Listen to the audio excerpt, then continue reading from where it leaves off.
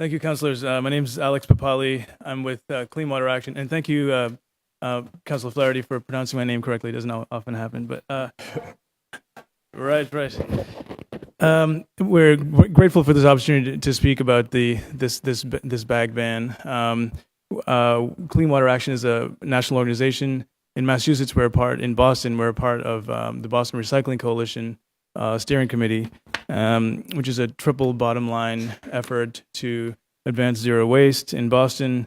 And we're really focused on making sure that recycling is not considered an environmental issue alone. There's very important economic aspects to this that often are not considered, and we want to make sure that that's part of the city's thinking as it implements zero waste.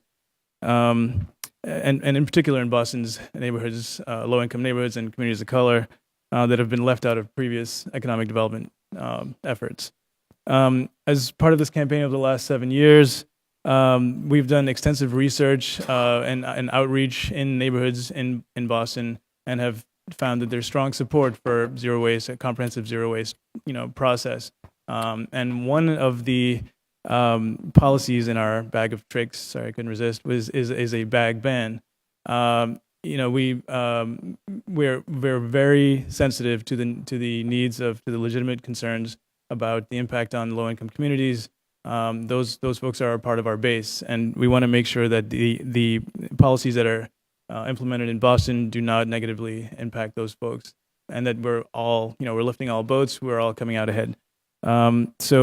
And there's, there may be legal barriers to exempting EBT customers, for example, from a fee, but certainly we can provide them with, free reusable bags.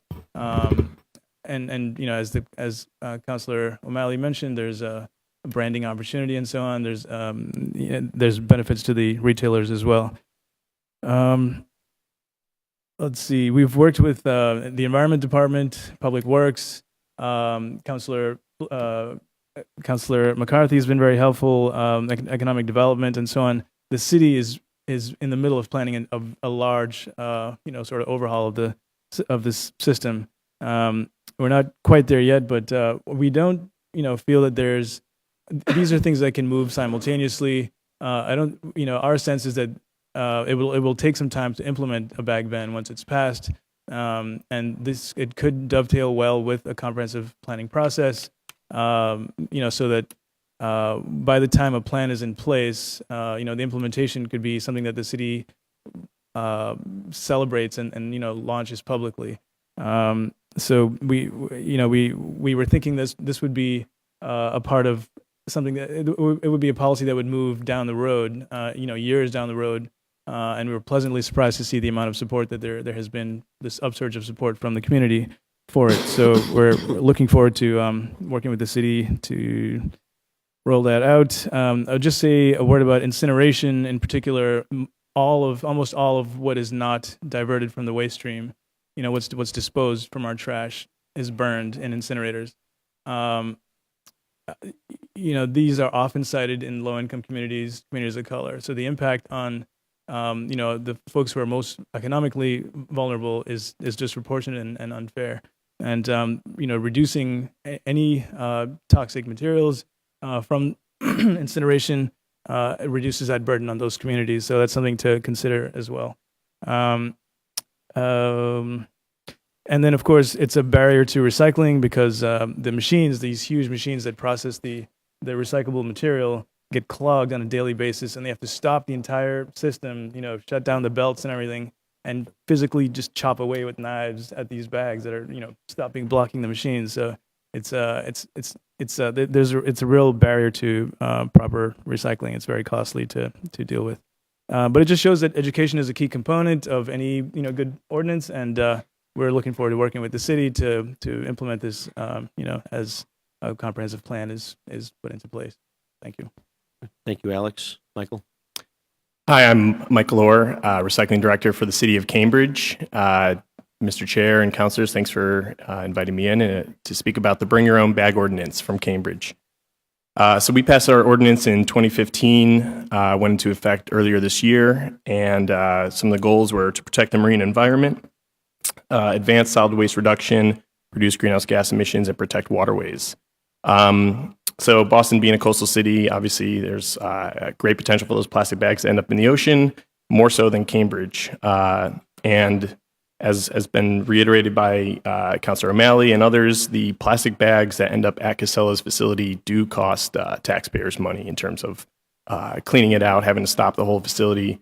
I was actually at Casella in Charlestown yesterday, and we could see firsthand the amount of plastic bags in our recycling stream and how much that costs the city each year. The effects of the plastic bag ordinance in Cambridge, or the Bring Your Own Bag ordinance, is a 50 to 80% reduction in single-use bags.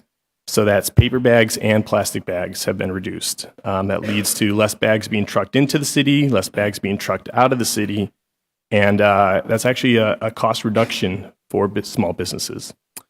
And we've seen this, with other cities. I've talked to my constituents in Washington, D.C., Seattle, San Francisco, and my commissioner is Irish, so he has told me firsthand how effective it's been in Ireland.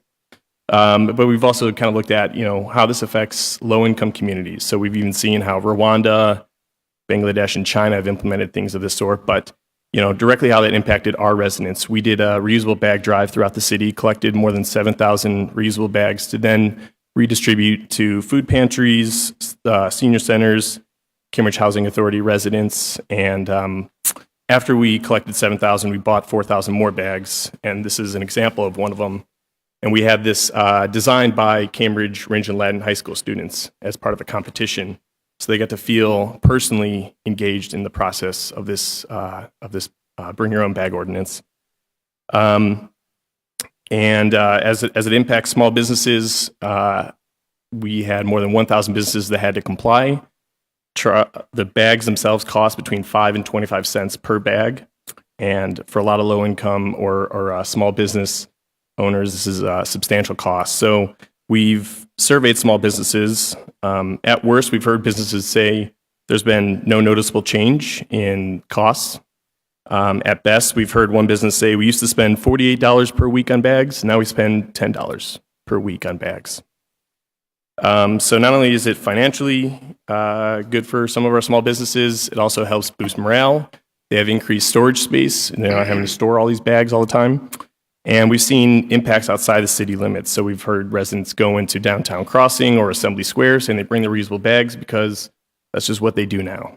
One of our employees flies down to Florida for vacation, and she brings a reusable bag on the plane, goes right to the grocery store, and uses her Cambridge reusable bag to get groceries.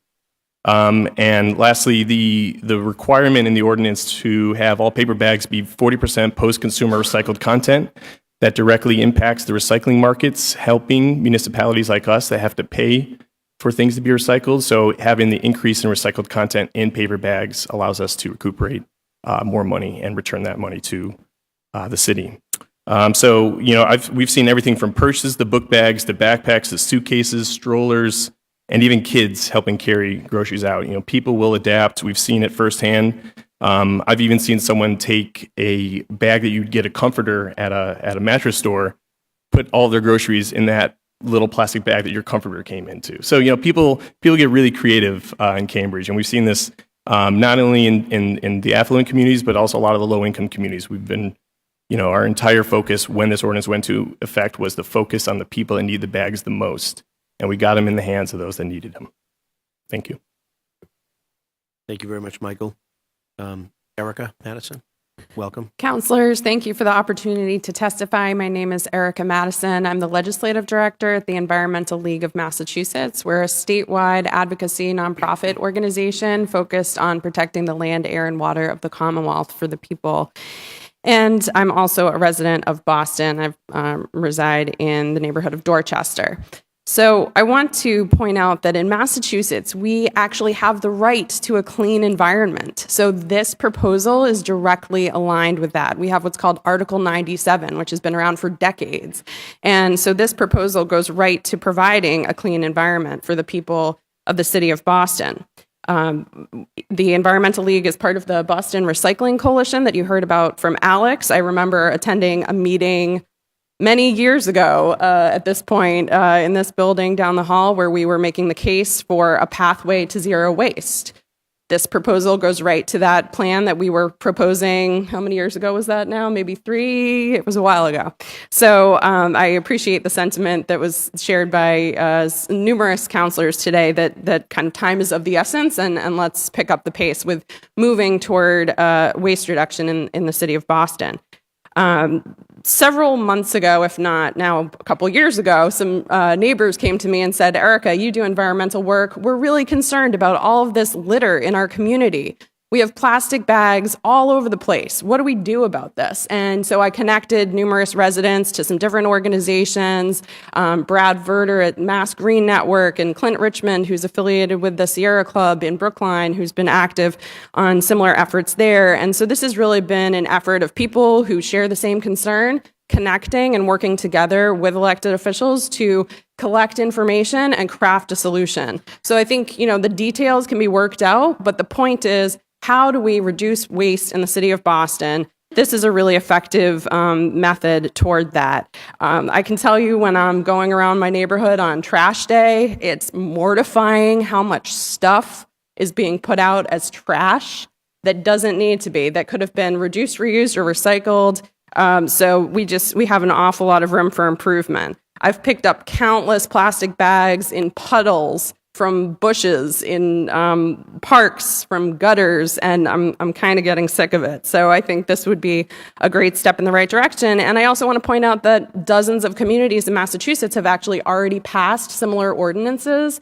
So we still have the opportunity as the city to be an early adopter, but if we wait much longer, we're really not going to be an early adopter, and I think we need to follow the lead of communities like Cambridge that have already been implementing this. I can also attest to what Michael said when I'm dropping my recycling off in my building, in the recycling carts. I see that my neighbors are recycling a lot of plastic bags, but they actually don't belong in those carts. So there's a lot of lack of awareness about what we actually do with plastic bags, right? Because right now, the only way you can recycle them is bring them back to a supermarket. So that's something that is a problem for our current recycling system. And if we can move toward reusables, that's really going to help address that issue. So I urge the council and the city to adopt the measure. Thank you. Thank you very much, Erica. Sarah Kiley Shaw, welcome. If you could state your name and affiliation for the record. Of course, welcome. Thank you for the opportunity to testify. My name is Sarah Kiley Shaw, and I'm a Boston resident. I'm also from Fax Consulting, and I'm here to offer expert testimony on the environmental issues. So first, I'd like to address the scope of the issue. Boston residents discard an estimated 219 million plastic bags every year, and of those, only between 5 and 10% are recycled. So over the course of this meeting today, actually, around now, we've used about 25,000 plastic bags in the city. Second, plastic bags are made from non-renewable fossil fuels, right? So if we look upstream at the life cycle assessment and what that means for our environment, our annual bag consumption in Boston uses 860,000 gallons of petroleum and a carbon footprint of 43,800 metric tons of carbon per year. So that doesn't include the cost associated with the pollution in the manufacturing process, including the unregulated microplastics that are released into the environment, or the vast amount of water and energy necessary for production and transportation costs, as well as the effects of global warming on from emissions. Third, plastics last forever. So virtually every piece of plastic that has ever been made, with the exception of a small portion that is incinerated, as Alex mentioned, is still in existence today.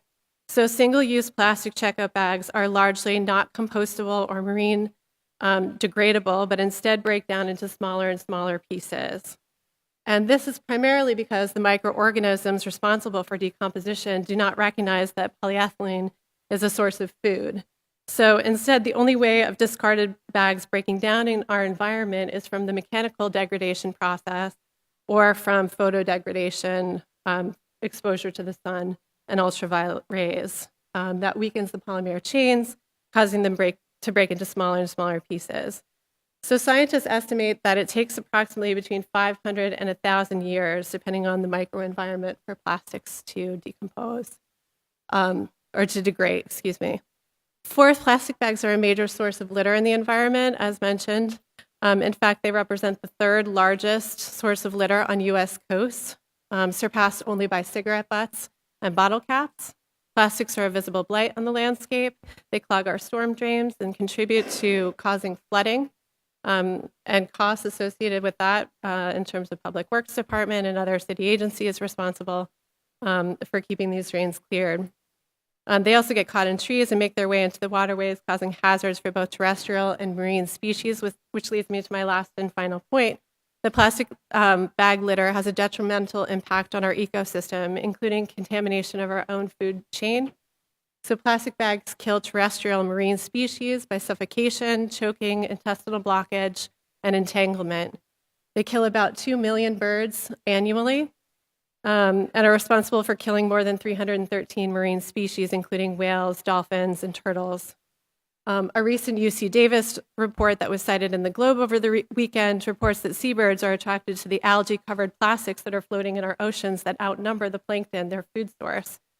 And in summary, I would just like to say the plastic bag ban with a fee structure is a best practice that we've seen across the country, and it's in step with the zero waste proposal that the city has put out in the 2014 Climate Action Plan. The goal of the bag legislation that we are seeing all over the country and in more than 42 communities in the Commonwealth is not only to cut down on plastic, but also to end waste by encouraging behavioral shifts towards using reusable bags. The most sustainable of these ordinances are those that ban plastics and include a small fee on paper bags to incentivize the use of more sustainable alternatives. Thank you. Thank you very much, Sarah. My colleagues have any questions on this panel? Councilman O'Malley? Thank you, Mr. Chair. Thank you all for your expert testimony and for the great work that you have done on this. Very briefly, Michael, thank you for visiting us across the river. Can you talk a little bit about, Cambridge also has a single stream recycling system. Can you talk about differences? I know it's only been a year, so it may not have as much data, but in terms of the percentage of plastics in your single stream recycling that has it increased, has it decreased, has it stayed the same since this has been put into place? So fortunately, I was doing a trash audit yesterday of our trash and recycling in Cambridge. So I could tell you firsthand, there's a lot less plastic bags, and virtually no flimsy plastic bags in the recycling. The only ones we found were actually like trash bags, not the ones that you get at the store. So just continual uneducated kind of residents not doing the right thing. But we could tell you that, it's the number one contaminant in the recycling stream are the plastic bags. And it's not by weight, it's just by how pervasive it is and how detrimental it is to the recycling process. So we're a strong advocate for the ordinance because it has reduced the plastic bag waste. Great. And then very briefly, you touched on this. Can you talk about how because Cambridge has a 10-cent fee, if I understand it correctly? Right. So it's a ban on all plastic that are under 3 mils. So it's actually very much the same as Boston's, except ours is a 10-cent charge per bag. There is one little, I guess you could call loophole where if it's a no-handle paper bag, it is exempted from the ordinance, so there is no charge for that. We found that And to be clear, those are those smaller paper bags. Yeah, or the ones you could imagine, from maybe the 70s where you didn't have the paper bags with handles. So that would be kind of like your burrito sleeve or sandwich sleeve. Also things that contain like chips or like a 6-pack of beer or things like that. So the no-handle paper bags have been kind of in a loophole. So if you were looking for something to kind of, make it more amenable to your community, I think that's a good amendment. I'd certainly be open to that. And just briefly talk about how you addressed lower income folks in Cambridge for some of the, I'm sure there was similar opposition to this, and industry folks were trying to defeat this when it was being debated by the Cambridge City Council. So can you talk about ways that you've worked to address the financial burden that a dime or a nickel might, could exacerbate on people? Right. I think the city council, they believe that the exemption for maybe EBT or low income or fixed income residents was complicated for 2 reasons. One, the complication of actually implementing that, but also, plastic bags are not, they don't care how much you make, right? And how they impact the environment, how they impact our recycling stream. So the city council felt it was better to then, look at how do we get reusable bags in the hands of the people that need them the most. So we did a reusable bag drive over 4 or 6 months. collected 7,000 bags, washed them, redistributed them, and then bought 4,000 more. And I think we have about maybe 8,000 residents that are low income or fixed income. So we directly targeted them by going to the residences, going to the food pantries, going to the housing authority, and finding all the different mechanisms we can do to get these bags in the hands of the people that need it the most. Because we felt that Cambridge is we're trying to be an equitable city, and so we're really trying to focus on how do we make this as little impactful on the low income community as possible. And in addition to the good work of the city government, did you notice businesses during the ramp-up session would give free reusable bags to residents? I think they were. I think there were some that were doing that. I think after the ordinance went into effect, they tried giving them away, but we had to tell them that was actually unlawful to give away reusable bags once it went into effect, because that was you have to charge after that. But we worked with them to try to get some of the bags in the hands of some of the customers they felt needed them the most, and that was probably one of the best approaches we could have done. And finally, and this is for anyone here, have any businesses that are in cities or towns or state or countries, and in some cases, have been able to prove a loss of business because of a plastic bag ordinance going into effect that any of you are aware of? No, I'm not aware of any. More so we're hearing businesses citing things like Amazon.com and its impacts on the local economy. As I stated, there's a lot of businesses that saw cost savings to this ordinance, and also the cost recuperation by keeping that 10 cents and leaving it with the retailer. I think a lot of retailers, they were hesitant at first, but a couple months after it went into effect, they noticed, people changing their habits, people feeling great about helping preserve the environment. We even saw Whole Foods, they collected the 10-cent charges and then donated them to local nonprofits. So in 1 month, it was City Sprouts, which does local gardening for high school or for elementary school age students in Cambridge. And there were a couple other nonprofits that they helped give some money to. And I think the first month they gave out $13,000 to City Sprouts. Fantastic. If I could add to that, I would just say that DC also implemented a fee structure which is slightly different than the one proposed here, but had allocated a 5-cent fee structure. 2 cents, I believe, went back to the retailer. A portion went to the city for cleanup, to their environment department, and a portion went to the consumer. And the I believe it was 1 cent that went to the city was used to generate reusable plastic bags that were rolled out prior to the ordinance being enacted, which I think is a great opportunity for educating people and also for providing it to low-income groups that may be concerned about the economic impact as well as senior citizens. So that's one way to think about the fee structure. The DC model, I think many of the advocates know, is something I was pushing for. Unfortunately, we cannot recoup the cost the way they did to fund efforts to clean the Anacostia River. But yeah, that's the only one that I'm successful familiar model. with. And in fact, they did a social science study after the implementation of the ban in DC, surveying businesses as well as the community about the impact to the businesses, and they found that the majority of the businesses did not see any negative impact as a result of the fee structure. Right. Alex, you have something to add? Yeah, I'd just like to raise a small point that might help to allay some of the concerns that Councilor Jackson and others have raised about the impact on low-income folks. When you get a bag in the store, it's not free. It's the cost is folded into the cost of whatever you're buying. The store still has to pay for it, and what a ban does and a fee is it makes that cost visible. So you're giving people the opportunity to opt out of that cost. They can now see the cost and they can take steps to avoid paying that cost. So it's just an opportunity for people to remove that cost from their overall bill. Just a small point. Very good. Well, that will conclude a question from Councilor Baker. You're recognized today, Councilor Frank Baker. How are you today? So what are the small restaurants, takeout restaurants? Are they just charging people 10 cents for the bag or I'm thinking like styrofoam and Right. whatever coming out over the side, like what are you doing? What's that small restaurant? Well, we actually just banned styrofoam, so hopefully there's no